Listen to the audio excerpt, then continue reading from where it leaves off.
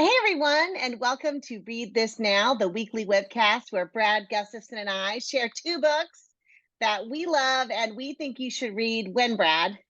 They are so good. You should read them right now. Right this minute, Right right? now, Don't right this second. wait, do not delay. How are you, my friend? I'm doing so well, Jen. I read a book. I should take our own advice. I The book I'm going to share this week, you recommended it a while ago. I waited for Sure. whatever crazy reason, and it was so good. I can't wait to talk about it. So I'm usually doing as well as my reading life is. I'm doing awesome. I love it. I love that analogy too, that like your reading life is somehow a temperature for how the rest of your life is doing too. I love that. So tell me, I can't wait to hear what you've been reading. Go for it. Okay. So I don't remember if it was like a year ago, but at some point in time, you recommended a book, and you recommend a lot of books, but every once in a while you say, Brad, tap tap tap. This one I really recommend for you. I think you'd like Yes. it, and Yes. I always make extra special note of those. So this one I just carried with me on a mental kind of to be read note, and just recently picked it up. It is a Oh, Rover's yeah. story. And Jen, it is the perfect book, and it's one of my top Yes. five. I'm comfortable saying this, all-time favorite books, top five, which I think says a lot. Although I said that to one of my kids, I was book talking it for them, and they're like, "Dad, you say everything's in your top five." I'm like, I do not. I do not. It takes an elite book to be proclaimed top five. Oh, But just to share nice. a little bit of what captured my heart on this book, I love sci-fi kind of as a base go-to, whether it's movies or books. Sure. This was more of like I thought a human story, which is very interesting since it's about a rover and robots, and maybe Mhm. even artificial intelligence a little bit. It really felt like a human story, and it had some cool. Clearly, lots of research had been done with getting to Mars and things like that. But it's the story of a robot, a rover being developed, and starts out in a lab, and you kind of have the robot's consciousness or programming, for lack of a better word, and the robot is just noticing really only the things a robot can notice through the cameras and other sensors it has. But over time, it notices how people treat each other, and Mhm. I almost said falls in love. Like the robot I appreciates. think that's kind of it. I mean, it is kind Okay. of like he Okay. falls in love with Yep. humans, and that separates him from the other rovers. Yeah, Yes. go It ahead. just feels weird to say, but yes, the robot like hears certain programmers I think at NASA singing while no one else is around, and then it takes some of those songs when it eventually gets to Mars and just finds comfort in those. I'm underselling this because it's so moving. I will say, um, I don't think I easily cry, and not that that's good or bad. It's just a reality. I was brought to tears a couple points in this book, and that says a Yes, lot because it's a book about a rover, Jen. yes, I And know. in case people are wondering, like, how does that happen? The rover develops friendships not only with a girl in school who's writing, letters from Mhm. her class to the rover, but also it has a drone that lives in its compartment. So when it gets to Mars, it releases this drone. The robot's name is Res, short for Yes. resilience, and the drone, I think the name was Fly. So there's all types of relationships, and it's just really, really, really special. It's a special book, and um I would say, like, as a read aloud, I think second, third grade would just love this. That's why it Yes. just feels very accessible. You don't have to be middle schooler or high schooler to love it. Although I'm an adult, Right. and like I said, Oh, top five. exactly. And I think that what's really what's really interesting about the book, one of the things that makes it special is that while the protagonist is Rez to a certain degree, we also have this secondary voice in the girl who's writing to Rez. And we follow her all the way from like fifth grade to adulthood. And that to me makes the book really like there's an entry point then for like almost grades third through high school. Like, I feel like kids across a really broad range could relate to the book. because the protagonist at some point is going to be their age. You know what I mean? Like there's in that For sure. level, there's that about it. Also, I just want to say I remember for weeks and weeks after I read that book, just every single thing I posted on Twitter, every text that I shared with other people who'd read it, at the end it had to be beeps and boops or zappity zip or whatever after every single one. It's contagious. The joy in the book. What you just mentioned about following one of the characters kind of through childhood to Mhm. late adulthood, I love how that was done because it kind of made me do some introspection about, we all have hills and valleys in life. Yes. But when you're talking about space travel and, tens and, decades of years going pretty quickly for a rover or a computer, right? It was just a really neat way to follow this character's life too. It wasn't drawn out at all. If anything, it had you craving more. Like, I want to know Yes. more. Like, don't skip 10 years of her life. It's just really, really cool. Jasmine Warga, I think, yeah, she just Yep. did a masterful job of putting this thing together. I knew after about 20, I'm estimating here, but like 20 pages, I'm like, oh my gosh, this Mhm. thing is put together just geniusly. The intersection Yeah. of the rover and the scientist and this girl who's, I don't know, maybe like a third grader or something, I forget. But To begin with, yeah, yeah. yeah.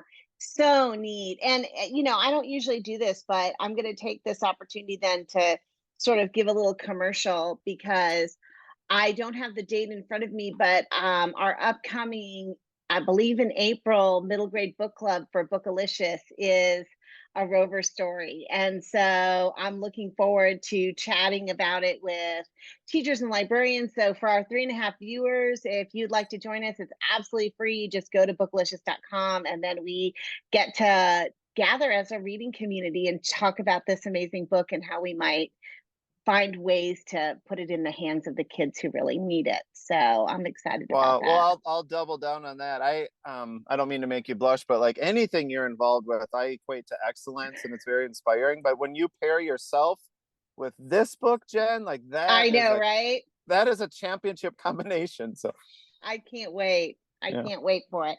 Well, thank you. I'm so glad you enjoyed it. Every time I tell you there's a book that I put in the Brad Gustafson shelf in my heart, there's a risk there because you might not enjoy it and then be like, Jennifer, golly, I don't know why you thought this was for me. So I'm glad that you ended up enjoying it.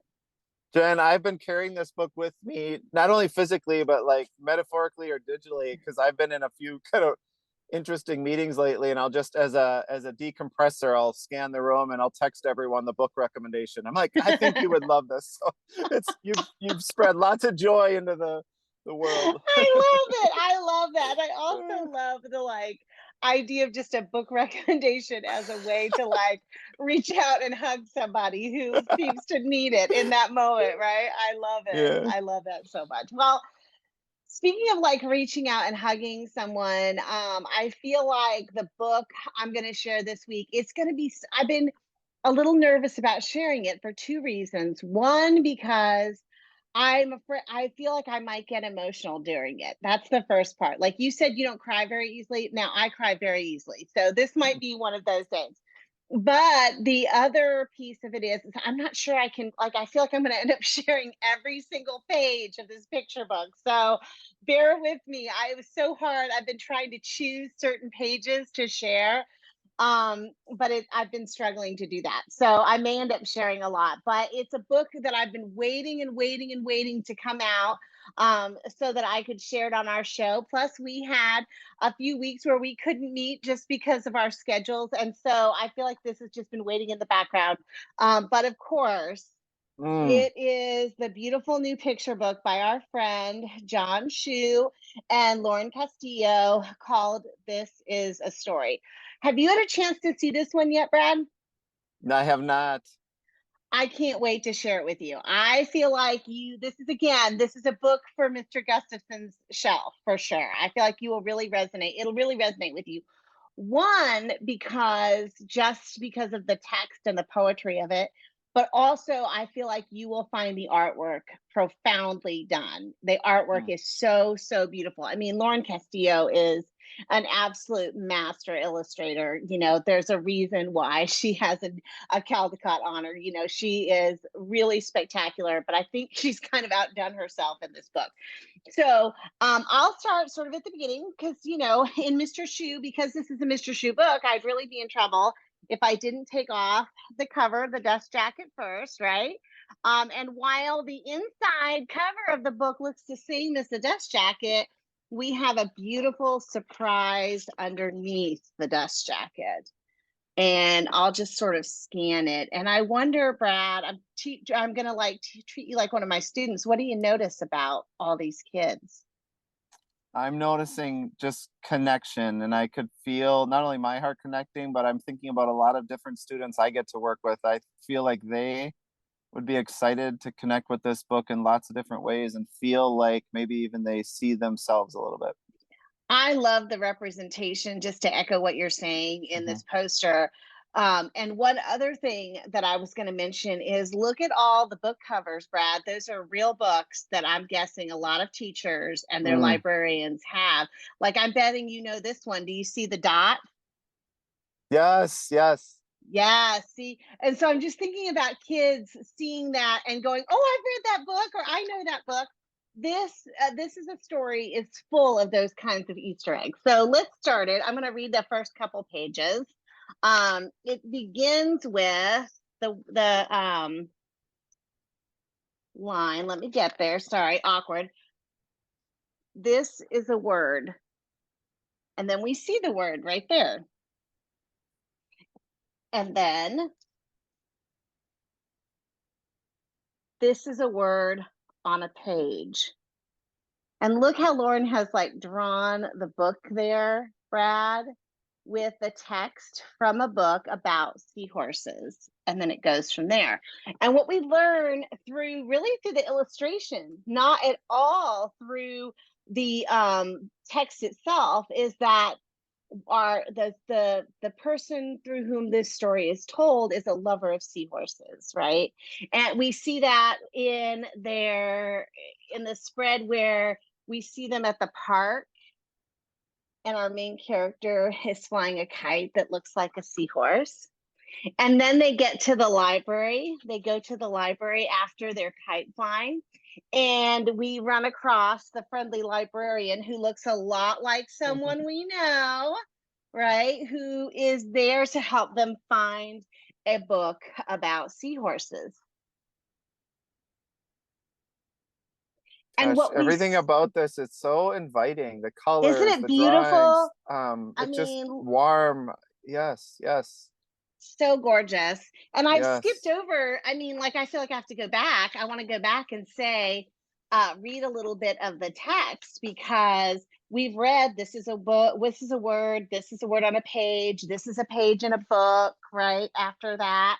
But then the text goes on to say, this is a book on a shelf. And I just want you to look at the artwork there, Brad. Everything from the library, like spine labels on there, to the titles of Mm. the book. I mean, look, and then when we can see the book about the seahorse there is tilted just slightly so that we can see that specific one. So again, there's no text about the seahorse, but we know that this is something that the character loves. And then it says, after this is a book on a shelf, waiting. And here is where it's waiting. So then the family heads off to the library. But as our main character is flying their kite, I love the text here. It's, look at the world. The world is full of humans. And then we see them walking towards the library. Sometimes humans need help connecting. And that's where we get the connection between the library. And then it goes on, and we see all the readers in the library chasing their own ideas, following their own curiosity, exploring their passions, asking questions. I mean, look at this beautiful spread of all these readers reading their own books, just exploring. I mean, I feel like I've seen so many kids looking like that, Brad. But Yeah, Jen, then, I was just working on a digital presentation for our school district, and literally it had a bunch of readers and kids all in those different poses. That's Like it. literally, I'm picturing the kids in our school. That was Yeah, them. I love it. I love it. And one of my very favorite spreads is, as it says, here are some more readers with minds full of questions, with ideas to explore, with hopes for the future. This is where the artwork again does some amazing things, because we can see some of the books that kids are reading. Like that one there is about the case Loving versus Virginia. That was the case that legalized interracial marriage so that people could marry who they loved, at least to that degree at that time, right? So the artwork is doing like some heavy lifting there in sort of helping us understand what those hopes might be. But then my very favorite part of the book, there's like so much I love, so much. I mean, look at this beautiful spread here of this library, Brad. Mm. I mean, I can't.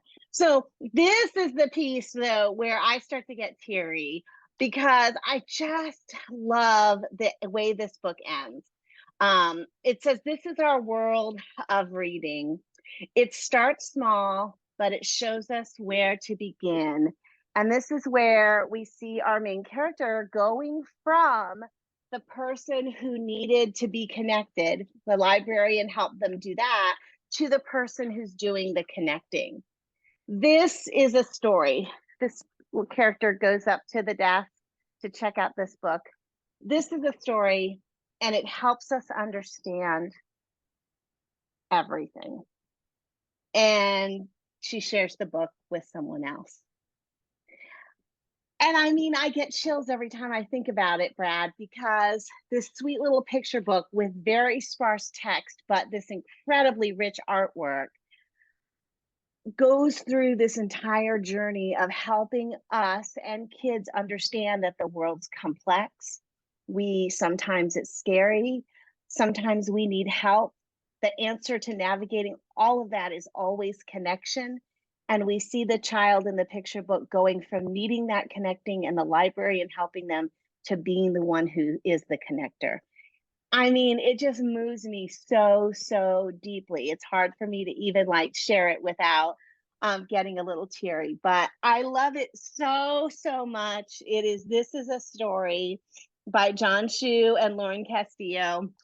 And I definitely think you should read it right now. I've read it about 10,000 times and I've only had it for a week or two. So I can't stop. I feel like it's a book I'm going to be returning to over and over again. Speaking of that, this wasn't planned at all. I did not know you were going to talk about that book, but literally I have 3 books on me right now in Yeah. the truck where I am. This is one of them, one of the 3. So I Yes. feel like it's a little bit of a, Mr. Schu appreciation I love conversation it. here. You and I know you and John are really good friends. He's moved from one of my favorite human beings and literacy champions to really, through a combination of his work and the illustrators he's worked with, being one of my favorite authors too. Like these are 2 incredible books, Jen. Thanks for sharing that. I think there's a through line, like there's a connection between the two of them, in the sense that there's some parallel structure in the way that the poem takes place. And I think, for teachers or librarians who might be doing author studies, you'd be able to see how John's writing is parallel in both books. But the illustrations are very different and both very powerful for different ways, in different ways. And I just think with every book, the stories, I don't know, like with every book, we're starting to gather an oeuvre, to be really pretentious, but a collection, of John's work that I think is just becoming more and more powerful. So Mm. I'm delighted to see where it goes. Fantastic. Is it okay to mention where this conversation and Please. book list will be housed? You Yes. could go for past recommendations, or even to come back to this one from today. Go to bit.ly/read_this_now, and you'll have it year by year.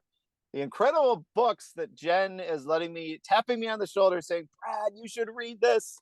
Yes, So, that's exactly, and back and forth, back and yep. forth. Always, we inspire each other, and you all inspire us. Thank you for being part of this little community of readers. We are grateful to you. Story helps us understand everything, and I know Mm, I can speak for Brad when I say that we appreciate your role in that journey for us. So thank you, and we will see you next week.